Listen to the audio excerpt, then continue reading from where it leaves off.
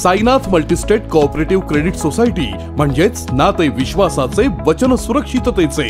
सोने कर्जासाठी अग्रगण्य संस्था म्हणजे आपली साईनाथ मल्टीस्टेट आता देते प्रतितोळा सर्वाधिक रुपये 60,000 चे सोने तारण कर्ज।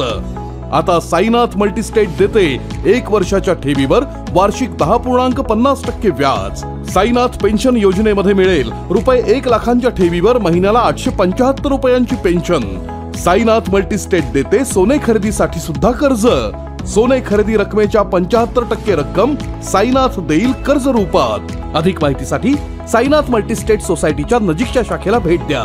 संपर्क 8349 50 51 20 आणि 21।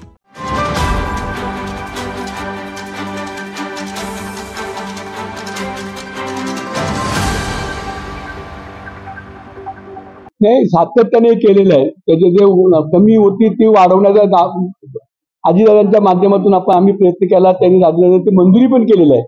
परंतु आर्थिक परिस्थितीच्यामुळे त्यांनी सगळ्याच प्लेयरना, फक्त कुस्तीच्या नाही, इतर सगळ्या लोकांना अजून वाढवायच्या, सगळ्यांचंच मानधन त्यांनी देण्यामध्ये अजून सरकारकडनं तेवढं आस्थापना नाही आहे। परंतु आम्ही ते नक्कीच ह्या दादांना ह्या निमित्तानं एखाद्या कार्यक्रमाला हे करून त्याच्यामध्ये ही प्रयत्न आमच्या सर्व जिल्ह्याच्या संघटनांच्या थ्रू आम्ही आता प्रयत्न करणार आहोत। त्याला वेगळं कारण आहे, आमच्या इथं ज्या पद्धतीने इथे कुस्तीगिरी केली ती प्रामाणिकपणे केलेल्या कुस्तीची इथे संघटना आहेत, कोल्हापुरात भरपूर आहेत।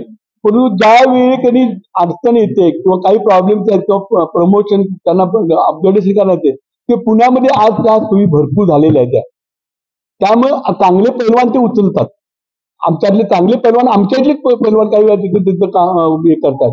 आज कोल्हापूरची पंढरी तुमच्या माहिती आहे, पंजाब आणखी याच्यातली सगळं इथे ह्या मातीत खेळायला येतात का, ह्या मातीचं जेवढं महत्व आहे। परंतु त्याला थोडंसं आर्थिक आणि हे पुण्याच्या 2 असोसिएशननं प्रचंड हे केलं असल्यामुळे थोडासा तो प्रॉब्लेम झालाय। नाही आपली जी पंढरी आहे त्या पंढरीला प्रत्येकाने इथे येऊन त्यांनी वंदन करून जातात। म्हणून म्हणतो ना, आम्ही सर्व संघाच्या वतीने आम्ही इथे एकत्र कार्यक्रम, त्या 2 संघटना असल्यामुळे एक संघटना त्यांच्या बाजूला पूर्ण असल्यामुळे त्यांचं तिकडे ऐकलं जातं, असातला प्रकार होऊन बसतोय।